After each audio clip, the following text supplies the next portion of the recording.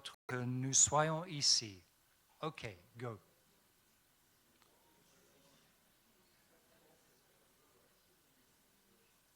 Très bien.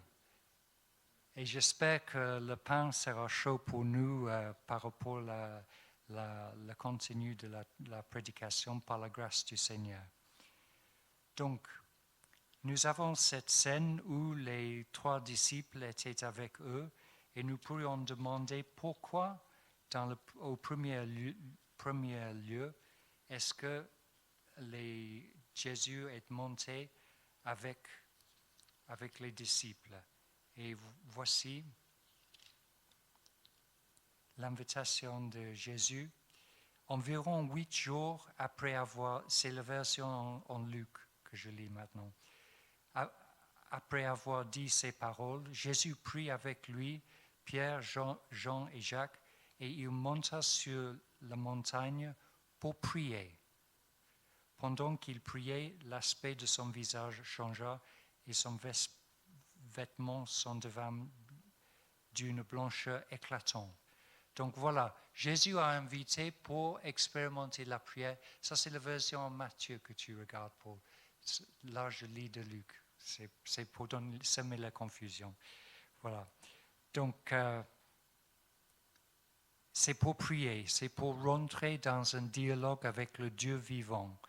Et Jésus, en tant qu'il était là, il a apparu à lui, Élie et Moïse, la représentante de la loi, l'Ancien Testament, et la voix des prophètes qu'il porte à eux dans leurs échanges. Et nous entendons par le conte de Marc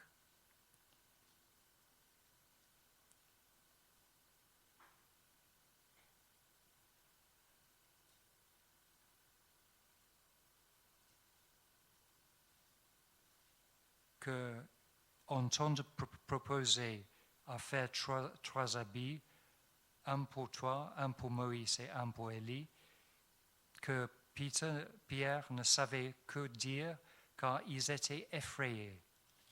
Et cette frayeur n'était pas quelque chose de nouveau dans le cœur des Juifs par rapport à la présence du Seigneur, parce que quand Moïse a descendu de la haute montagne avec les tables de la loi, son visage était en train de rayonner. Et les disciples les Juifs avaient peur et s'éloignaient de lui. Et lui, il disait, n'ayez pas peur. Donc c'est le même genre de rencontre qu'ils avaient avec Jésus. Et voici aussi, il était Élie. Et Élie, il était prévu par l'ange Gabriel au père de Jean-Baptiste. Par rapport à la vie de Jean-Baptiste, son appel par le Seigneur, il ramènera beaucoup d'Israélites au Seigneur, leur Dieu. Il marchera devant Dieu avec l'esprit et la puissance d'Élie pour ramener le cœur des pères vers leurs enfants et les rebelles à la sagesse des justes, afin de préparer pour le Seigneur un peuple bien disposé. Donc voilà, comme Pierre et Jacques et Jean ont demandé la question de cette venue d'Élie de nouveau, Jésus a répondu que c'est effectivement le Baptiste qui est venu pour être un représentant d'Élie devant le peuple. Et voici la plénitude de l'Ancien Testament.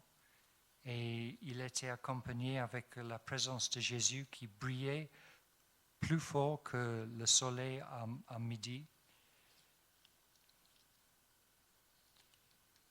Et nous sommes tentés parfois en train d'entendre cette histoire où les vêtements de Jésus étaient en train de briller comme la lumière, son visage resplendissant comme le soleil, à se demander est-ce que c'était une vraie expérience, une réalité.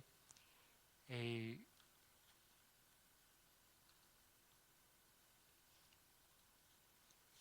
Jean a écrit dans son évangile, « Et la parole s'est faite homme, et elle a habité parmi nous, pleine de grâce et de vérité. Et nous avons contemplé sa gloire, une gloire comme celle du Fils unique venu du Père. » Donc voilà, nous avons contemplé sa gloire, une gloire comme celle du Fils unique venu du Père. Donc voici le témoignage de Jean avec le souvenir de ce rencontre avec Jésus pendant la transfiguration. Et Pierre, aussi dans sa lettre, il a écrit « En effet, ce n'est pas en suivant des fables habillement conçues que nous vous avons fait connaître la puissance venue de notre Seigneur Jésus-Christ. Mais c'est après avoir vu sa majesté de nos propres yeux, oui, il a reçu de Dieu le Père honneur et gloire, quand la gloire magnifique lui a fait entendre une voix qui disait « Celui est mon Fils bien-aimé, qui a toute mon approbation. » Cette voix, nous l'avons nous-mêmes entendue venir du ciel, lorsque nous étions avec lui sur la sainte montagne, et nous considérons comme d'autant plus certaine la parole des prophètes. Vous faites bien de lui prêter attention comme à une lampe qui brille dans un lieu obscur jusqu'à ce que le jour commence à poindre et que l'étoile du matin se lève dans votre cœur. Donc toute cette histoire de lumière surnaturelle qui brille à travers Jésus et le souvenir de cela est imprimé sur les cœurs, est gravé sur les cœurs des apôtres. Donc, une question pour nous par rapport à cet événement, quelle est son signification pour nous? Qu'est-ce que Jésus a prévu pour nous à travers cette révélation de la plénitude de qui il est vraiment, qui est révélé dans ce moment?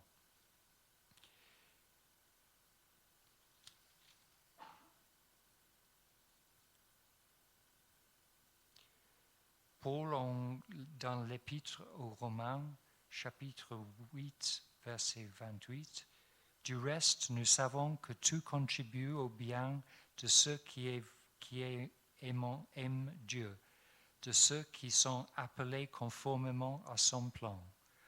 En effet, ceux qu'il a conçus d'avance, il les a aussi prédestinés à devenir conformes à l'image de son Fils, afin que celui soit le premier-né d'un grand nombre de frères.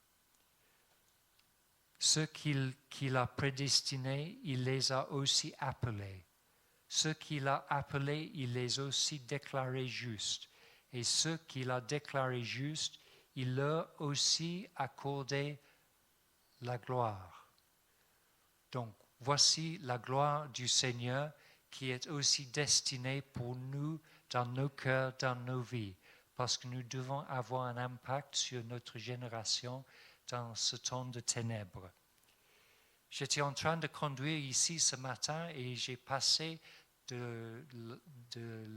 en face une dame qui est une chrétienne de notre village et j'ai remarqué que, comme d'habitude, ses yeux étaient en train de briller parce qu'elle est quelqu'un vraiment imprégné de la réalité et la présence du Seigneur dans sa vie. Et il est intéressant que n'importe quelle situation où elle est, elle toujours rayonne et elle révèle à quel point nous sommes dans les ténèbres, dans nos pensées du train-train de le quotidien, un peu perdu dans nos pensées. Et elle qui est focalisée sur le Christ, Elle illumine les situations où elle est. Et je crois que nous avons la même invitation du Seigneur à être témoins par notre manière d'agir pour les autres. Et c'est Jésus lui-même qui touche cette possibilité. Et je lis de Matthieu chapitre 5 et verset 14. Il disait, une ville située sur une montagne ne peut pas être cachée, et on n'allume pas non plus une lampe pour mettre sous un seau, mais on la met sur son support et elle éclaire tous ceux qui sont dans la maison. Que de la même manière, votre lumière brille devant les hommes afin qu'ils voient votre belle manière d'agir et qu'ainsi ils célèbrent la gloire de votre Père céleste. Voilà, donc, nous sommes captés par cette brillance de lumière et nous transmettons à notre génération autour de nous cette lumière par notre belle manière d'agir.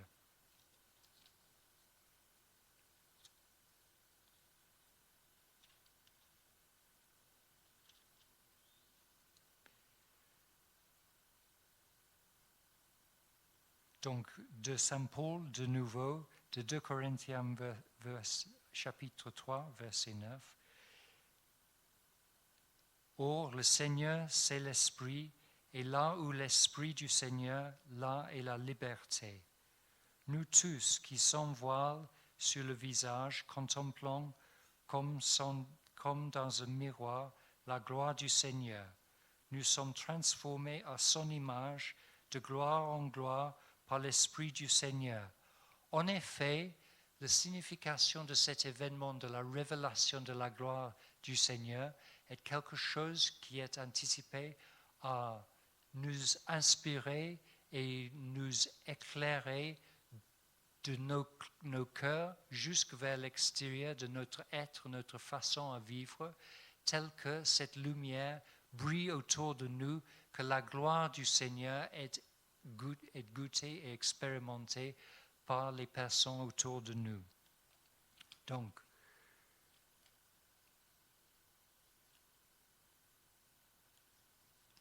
je voudrais approfondir notre considération de cette gloire en nous et la façon avec laquelle ça peut impacter les gens autour de nous. Et je lis maintenant de Jean 17, verset 22, qui parle de son gloire en nous.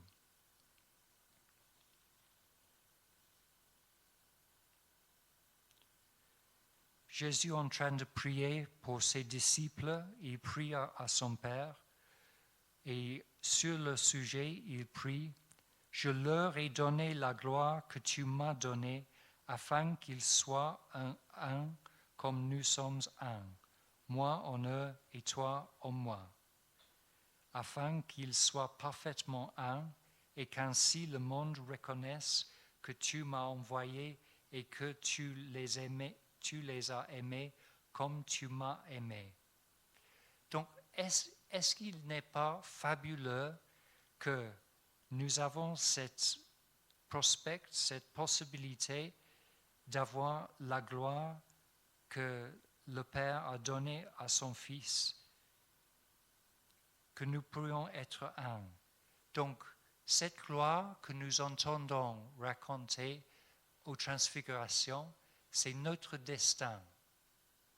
Nous sommes les personnes appelées à porter cette gloire et le but de cela, c'est que nous soyons parfaitement un et qu'ainsi le monde reconnaisse que tu m'as envoyé et que tu les as aimés comme tu m'as aimé. Donc, prenez le moment de nouveau de regarder à vos voisins et voir que tu es en train de regarder les visages à côté de vous, regardez les images à côté de vous, les personnes. N'ayez pas peur, n'ayez pas timide. Et voici les visages qui sont destinés à rayonner avec la gloire du Seigneur. Ainsi, voilà, super Nathalie, tu as bien saisi l'affaire. Nathalie était en train de faire cela, et c'est beau, merci. Donc, mais il est un but de rayonner, ce n'est pas pour être glamour comme un mannequin, mais c'est de rayonner pour le Seigneur, que nous pourrions être un. Parce que, c'est-à-dire quoi, la gloire du Seigneur? Visuellement, c'est la lumière de Jésus en train de rayonner. Nous avons vu ça pendant la transfiguration. Mais dans la pensée hébraïque, la gloire est égale à la pesanteur, les poids de la gloire du Seigneur. Il est une solidité en Dieu qui est absolue.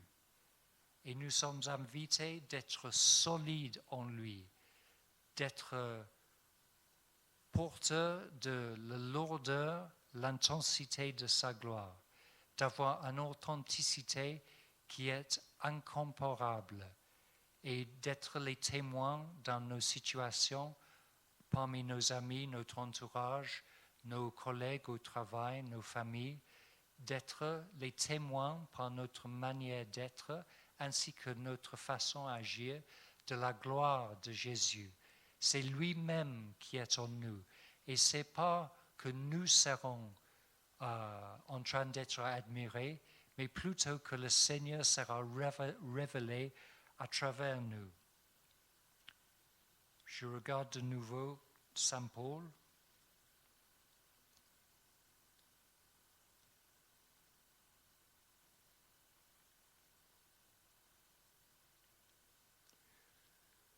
Lui, encore en 2 Corinthiens chapitre 4 maintenant, il dit à verset 7, « Nous portons ce trésor dans des vases de terre afin que cette puissance extraordinaire soit attribuée à Dieu et non à nous.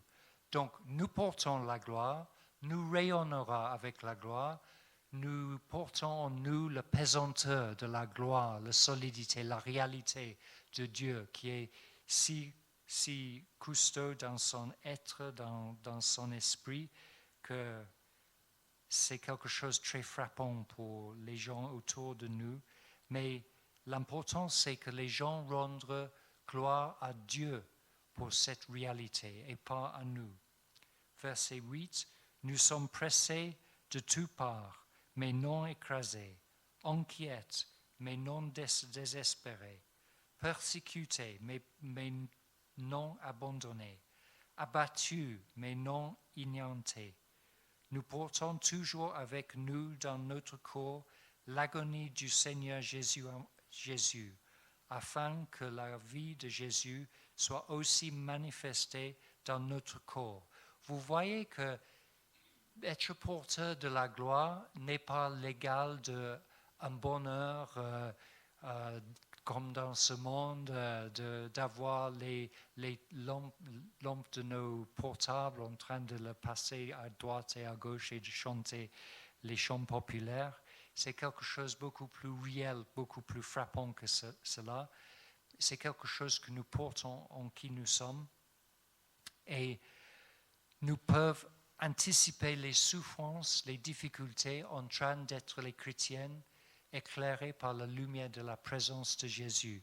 Parce que ça, c'est la réalité de notre parcours dans le Seigneur, d'accepter ses souffrances ainsi que sa gloire. En effet, Paul continue au verset 11, « En effet, nous qui vivons, nous sommes sans cesse livrés à la mort à cause de Jésus, afin que la vie de Jésus soit elle aussi révélée dans notre corps mortel. Ainsi, la mort est à l'œuvre en nous et la vie en vous. »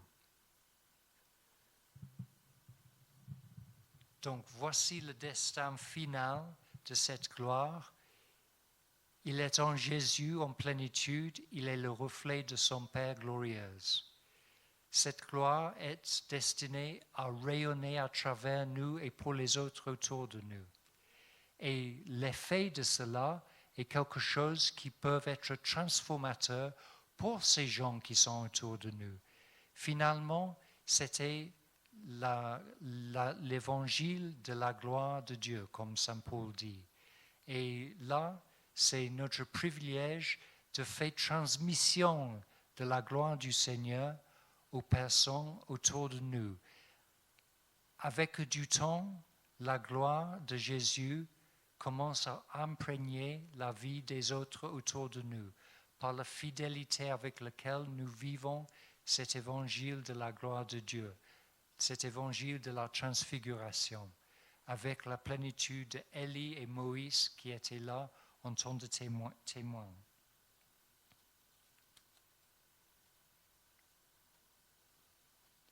Donc je voudrais vous inviter à prier avec moi.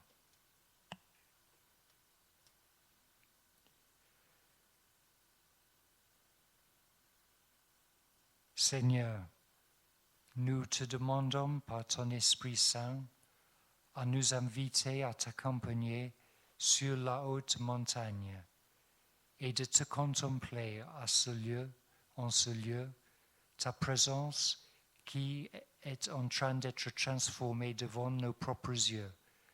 Toi qui rayonnes fortement, puissamment, Seigneur, nous sommes dans un esprit d'adoration jusqu'au point d'être effrayés.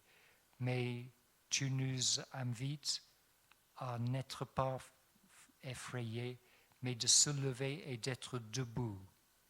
Voici, Seigneur, tu nous invites à être debout devant toi, le glorieuse. Et Seigneur, tu nous invites à être debout devant notre Père céleste, de regarder avec notre colonne vertébrale tout droit et de regarder vers le haut sur le visage de notre Père céleste qui est bien disposé vers nous.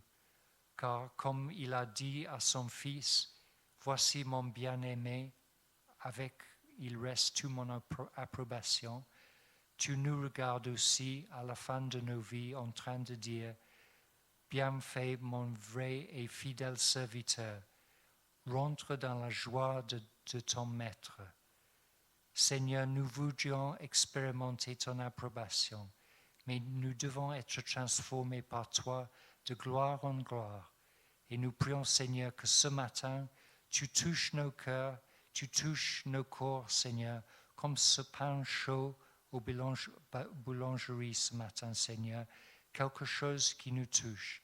Parce que quand les disciples étaient pleins de frayeur, tu as avancé vers eux, Seigneur, et tu les as touchés. Et tu as dit, n'ayez pas peur. Allez, debout. Donc, Seigneur, aide-nous d'être debout pour toi dans la puissance du Seigneur. Et aide-nous d'être les lampes qui brillent pour notre génération, dans toutes les circonstances où nous nous trouvons. Que lui, il peut être glorifié à travers notre témoignage. Nous qui sommes unis en toi, Seigneur, par ta grâce. Au nom de Jésus. Amen.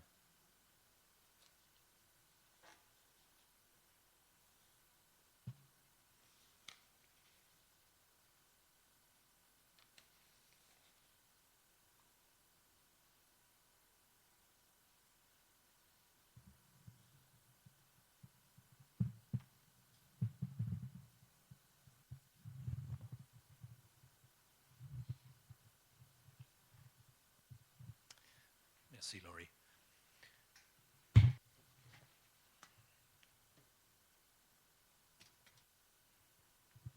C'est le moment de partager le pain et le jus de raisin, passer à la table.